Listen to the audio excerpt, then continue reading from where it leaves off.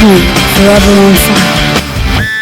ವಿಧಾನಸಭೆ ಚುನಾವಣೆ ಆಯಿತು, ಲೋಕಸಭೆ ಚುನಾವಣೆ ಕೂಡ ಆಯಿತು.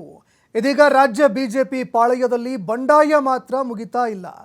ಬಿಜೆಪಿ ಪಾದಯಾತ್ರೆ ಮುಗಿದ ಬೆನ್ನಲ್ಲೇ ಬಂಡಾಯ ಆರಂಭ ಆಗಿದೆ. ಇನ್ನು ಬಿಜೆಪಿಯ ಪಾದಯಾತ್ರೆ ಮುಗಿತಾ ಇದ್ದಂತೆ ಅದರ ಬೆನ್ನಲ್ಲೇ ಬಂಡಾಯ ಸಿಡಿದೆದಿದೆ. ಮತ್ತೆ ಸಭೆ ನಡೆಸಿ ಬಿಜೆಪಿ ರೆಬೆಲ್ಸ್ ನಾಯಕರು ಇದೀಗ ಪಾದಯಾತ್ರೆ ಹಮ್ಮಿಕೊಳ್ಳೋದಕ್ಕೆ ಅಂತ ನಿರ್ಧಾರ ಮಾಡಿದ್ದಾರೆ. ರಮೇಶ್ ಜಾರಕಿಹೊಳಿ, ಯತ್ನಾಳ್ ಅವರ ನೇತೃತ್ವದಲ್ಲಿ ಮಹತ್ವದ ಸಭೆ ಹಮ್ಮಿಕೊಳ್ಳಲಾಗಿದೆ. ಬೆಳಗಾವಿ ಹೊರವಲಯದ ಖಾಸಗಿ ರೆಸಾರ್ಟ್ನಲ್ಲಿ ಮೀಟಿಂಗ್ ಹಮ್ಮಿಕೊಳ್ಳಲಾಗಿದೆ. ಇನ್ನು ಇವತ್ತು ಈ ಟೀಮ್ಗೆ ಮತ್ತಷ್ಟು ಸದಸ್ಯರು ಸೇರ್ಪಡೆಯಾಗುವಂತಹ ಸಾಧ್ಯತೆ ಕೂಡ ಇದೆ. ಇನ್ನು ಈವರೆಗೆ ಇಬ್ಬರು ಮಾತ್ರ ರೆಬೆಲ್ಸ್ ನಾಯಕರಿದ್ರು. ಇನ್ನು ಅನೇಕರು ತಮ್ಮದೇ ಪಕ್ಷದ ವಿರುದ್ಧ ಅಸಮಾಧಾನ ಹೊರಹಾಕ್ತಾ ಇದ್ರು. ಈಗ ಈ ಟೀಮ್ಗೆ ಮತ್ತಷ್ಟು ಜನ ಸೇರ್ಪಡೆಯಾಗುವಂತಹ ಸಾಧ್ಯತೆ ಇದೆ. ಇನ್ನು ಅದೇ ರೀತಿಯಾಗಿ ಸಭೆ ನಡೆಸಿ ಮುಂದಿನ ನಡೆಯ ಬಗ್ಗೆಯೂ ಕೂಡ ನಾಯಕರು ಚರ್ಚೆ ಮಾಡಿದ್ದಾರೆ. ರಮೇಶ್ ಜಾರಕಿಹೊಳಿ, ಯತ್ನಾಳ್, ಪ್ರತಾಪ ಸಿಂಹ, ಕುಮಾರ್ ಬಂಗಾರಪ್ಪ, ಅಣ್ಣಾ ಸಾಹೇಬ್ ಜೊಲ್ಲೆ, ಬಿ ನಾಯಕ್ ಸೇರಿ ಹಲವಾರು ಮುಖಂಡರು ಭಾಗಿಯಾಗಿದ್ದಾರೆ. ಇನ್ನು ಅದೇ ರೀತಿಯಾಗಿ ಮುಂದಿನ ದಿನಗಳಲ್ಲಿ ಯಾವ ರೀತಿಯಾದಂತಹ ಒಂದು ನಡೆಯನ್ನು ಅನುಸರಿಸಬೇಕು, ಇನ್ನು ರಾಜ್ಯ ಸರ್ಕಾರದ ವಿರುದ್ಧ ಹೋರಾಟವನ್ನು ಯಾವ ರೀತಿಯಾಗಿ ರೂಪಿಸಬೇಕು, ಇನ್ನು ಅದೇ ರೀತಿಯಾಗಿ ತಮ್ಮ ಬಂಡಾಯದ ತಂಡ ಏನಿದೆ ಇದರ ಮೇಲೆ ಹೈಕಮಾಂಡ್ ಯಾವುದೇ ಕಾರಣಕ್ಕೂ ಮುನಿಸ್ಕೊಳ್ಳಬಾರದು. ಹೈಕಮಾಂಡ್ ಮುನಿಸಿಗೆ ತುತ್ತಾಗದ ರೀತಿಯಲ್ಲಿ ಯಾವ ರೀತಿ ಈ ಪಾದಯಾತ್ರೆಯನ್ನು ಮಾಡಬೇಕು, ಅದೇ ರೀತಿಯಾಗಿ ಪ್ರತ್ಯೇಕವಾಗಿ ಈ ಒಂದು ಪಾದಯಾತ್ರೆಯನ್ನು ಮಾಡಿ ಅದೇ ರೀತಿಯಾಗಿ BY ವಿಜಯೇಂದ್ರ ಹಾಗೂ ಅವರ ಟೀಮ್ಗೆ ಯಾವ ರೀತಿಯಾಗಿ ಪ್ರತ್ಯುತ್ತರ ಕೊಡಬೇಕು, ಇದೆಲ್ಲದಕ್ಕೂ ಸಂಬಂಧಪಟ್ಟಂತೆ ಚರ್ಚೆಯಾಗಿದೆ ಅನ್ನುವಂತಹ ಮಾತುಗಳು ಕೇಳಿಬರ್ತಾ ಇದೆ. ಹೀಗಾಗಿ ರಾಜ್ಯ ಬಿಜೆಪಿ ಪಾಳಯದಲ್ಲಿ ಬಂಡಾಯ ಮತ್ತೆ ಮುಂದುವರಿತಾ ಇದೆ. ವಿಧಾನಸಭೆ ಚುನಾವಣೆಯಲ್ಲೂ ಕೂಡ ಸಾಕಷ್ಟು ಅನುಭವಿಸಿದ್ದಾಯಿತು, ಚುನಾವಣೆಯನ್ನು ಸೋತಾಯಿತು.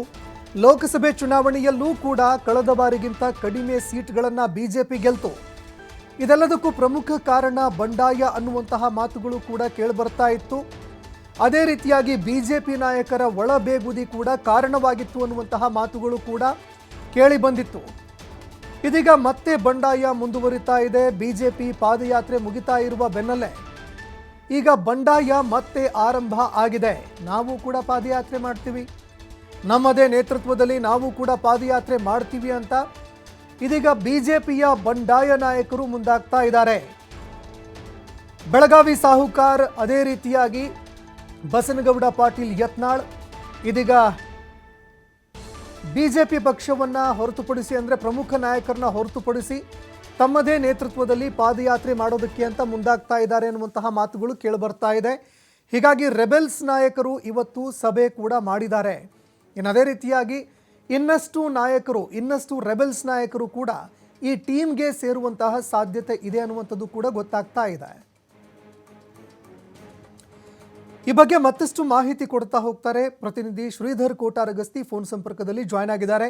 ಶ್ರೀಧರ್, ಈಗಾಗಲೇ ನೋಡ್ತಾ ಇದ್ವಿ, ವಿಧಾನಸಭೆ ಚುನಾವಣೆಯಲ್ಲೂ ಕೂಡ ಬಿಜೆಪಿ ಹೀನಾಯವಾಗಿ ಸೋಲ್ತು, ಲೋಕಸಭೆ ಚುನಾವಣೆಯಲ್ಲಿ ಕಳೆದ ಬಾರಿಗಿಂತ ಕಡಿಮೆ ಸೀಟ್ ಗೆಲ್ತು. ಇದೆಲ್ಲದಕ್ಕೆ ಏನು ಕಾರಣ ಅಂತ ನೋಡ್ತಾ ಹೋಗೋದಾದರೆ ಅದೆಲ್ಲದಕ್ಕೂ ಕಾರಣ ಪ್ರಮುಖವಾಗಿ ಬಂಡಾಯ ಅನ್ನುವಂಥದ್ದು ಗೊತ್ತಾಗ್ತಾ ಇತ್ತು. ಇದೀಗ ಒಂದು ರೀತಿಯಾಗಿ ಪ್ರತಿಷ್ಠೆಯ ಕಣವಾಗಿ ಏನಾದರೂ ಬಿಜೆಪಿಯ ಈ ಎರಡೂ ತಂಡಗಳು ಏನಾದರೂ ತೆಗೆದುಕೊಳ್ತಾ ಇದೆಯಾ? ಯಾಕಂದರೆ BY ವಿಜಯೇಂದ್ರ ತಮ್ಮದೇ ನೇತೃತ್ವದಲ್ಲಿ ಹೋಗ್ತಾ ಇದ್ದಾರೆ. BY ವಿಜಯೇಂದ್ರ ವಿರುದ್ಧ ಪರ್ಯಾಯ ನಾಯಕತ್ವಕ್ಕೆ ಏನಾದರೂ ಅಣಿಯಾಗ್ತಾ ಇದ್ದಾರಾ ನಾಯಕರು ಅಂತ? ಸಂತೋಷ್, ಈಗ ಬಿಜೆಪಿಯಲ್ಲಿ ಎಲ್ಲವೂ ಸರಿ ಇಲ್ಲ ಅನ್ನೋದು ಕೂಡ ಸ್ಪಷ್ಟವಾಗ್ತದೆ. ಒಂದು ಪ್ರಮುಖವಾಗಿ ಬಿಜೆಪಿಯ ಈಗಾಗಲೇ ಮೂರ ಪಾದಯಾತ್ರೆ ನಿನ್ನೆ ಅಷ್ಟೇ ಮುಕ್ತಾಯಗೊಂಡಿದೆ. ಅದರ ಬೆನ್ನಲ್ಲೇ ಇವತ್ತು ಏನಂದ್ರೆ ಬೆಳಗಾವಿಯ ಹೊರವಲಯದಲ್ಲಿರ್ತಕ್ಕಂಥ ಒಂದು ಖಾಸಗಿ ರೆಸಾರ್ಟ್ ನಲ್ಲಿ ಒಂದು ಮಹತ್ವದ ಸಭೆ ಇರ್ತಕ್ಕಂಥದ್ದು. ಈ ಸಭೆಯಲ್ಲಿ ಏನಂದ್ರೆ ಪ್ರಮುಖವಾಗಿ ಮಾಜಿ ಸಚಿವ ರಮೇಶ್ ಜಾರಕಿಹೊಳಿ ಮತ್ತು ಬಸವರಾಜ ಪಾಟೀಲ್ ಯತ್ನಾಳ್ ನೇತೃತ್ವದಲ್ಲಿ ಒಂದು ಸಭೆ ನಡೆಯಲಿದೆ. ಈ ಒಂದು ಸಭೆಗೆ ಏನಂದ್ರೆ ಉತ್ತರ ಕರ್ನಾಟಕ ಸೇರಿದಂತೆ ಏನು ಯಡಿಯೂರಪ್ಪ ಮತ್ತು ವಿಜಯೇಂದ್ರನ ವಿರುದ್ಧವಾಗಿರ್ತಕ್ಕಂಥ ಬಿಜೆಪಿಯಲ್ಲಿ ನಾಯಕರೇನಿದಾರೋ ಆ ಒಂದು ನಾಯಕರನ್ನ ಸೇರಿಸಿ ಈ ಒಂದು ಸಭೆ ಮಾಡಲಾಗ್ತಾ ಇದೆ ಅನ್ನೋ ಮಾಹಿತಿ ಲಭ್ಯ ಆಗ್ತಿರ್ತಕ್ಕಂಥದ್ದು. ಈಗಾಗಲೇ ಈ ಖಾಸಗಿ ಹೋಟೆಲ್ಗೆ ರಮೇಶ್ ಜಾರಕಿಹೊಳಿ, ಯತ್ನಾಳ್ ಮತ್ತು ಪ್ರತಾಪ್ ಸಿಂಹ, ಅಣ್ಣಾ ಸಾಹೇಬ್ ಜೊಲ್ಲೆ ಅಂತ ನಾಯಕರು ಕೂಡ ಈಗಾಗಲೇ ಖಾಸಗಿ ಹೋಟೆಲ್ಗೆ ಬಂದಿದ್ದಾರೆ.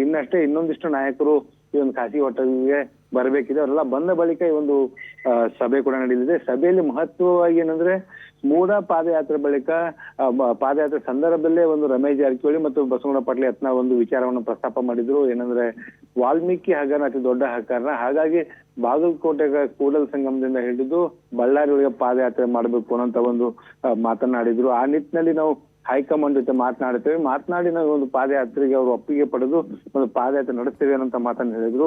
ಇವತ್ತು ಆ ವಿಚಾರ ಈ ಒಂದು ಸಭೆಯಲ್ಲಿ ಬಹಳ ಮಹತ್ವವಾಗಿ ಚರ್ಚೆ ಆಗುತ್ತೆ ಅಂತ ಹೇಳ್ಬೋದು. ಅದ್ರ ಜೊತೆಗೆ ಏನು ವಿಜಯೇಂದ್ರ ನಾಯಕತ್ವಕ್ಕೆ ವಿರೋಧ, ಈ ಒಂದು ಸಭೆಯ ಮೂಲಕ ಒಂದು ವಿರೋಧವನ್ನ ವ್ಯಕ್ತಪಡಿಸುವಂತ ಪ್ರಯತ್ನ ಕೂಡ ಆಗುತ್ತೆ. ಒಂದು ಸಂದೇಶವನ್ನ ಹೈಕಮಾಂಡ್ಗೆ ರವಾನಿಸುವಂತ ಕೆಲಸ ಕೂಡ ಆಗ್ತಿರ್ತಕ್ಕಂಥ. ಯಾಕಂದ್ರೆ ಮೂಡ ಪಾದಯಾತ್ರೆ ಬಗ್ಗೆ ಸಾಕಷ್ಟು ಒಂದು ಆರೋಪ ಬಿಜೆಪಿ ನಾಯಕರೇ ಮಾಡಿದ್ರು. ಯಾಕಂದ್ರೆ ಡಿ.ಕೆ. ಶಿವಕುಮಾರ್ ಮತ್ತು ವಿಜಯೇಂದ್ರ ಇಬ್ಬರು ಏನು ಒಳ ಒಪ್ಪಂದ ಮಾಡ್ಕೊಂಡಿದ್ದಾರೆ. ಹಾಗಾಗಿ ಈ ಒಂದು ಮೂಡ ಪಾದಯಾತ್ರೆ ಮಾಡ್ಲಾಗ್ತದೆ ಅನ್ನೋ ಆರೋಪನ ಇದೇ ಬಿಜೆಪಿ ನಾಯಕರು ಮಾಡಿದ್ರು.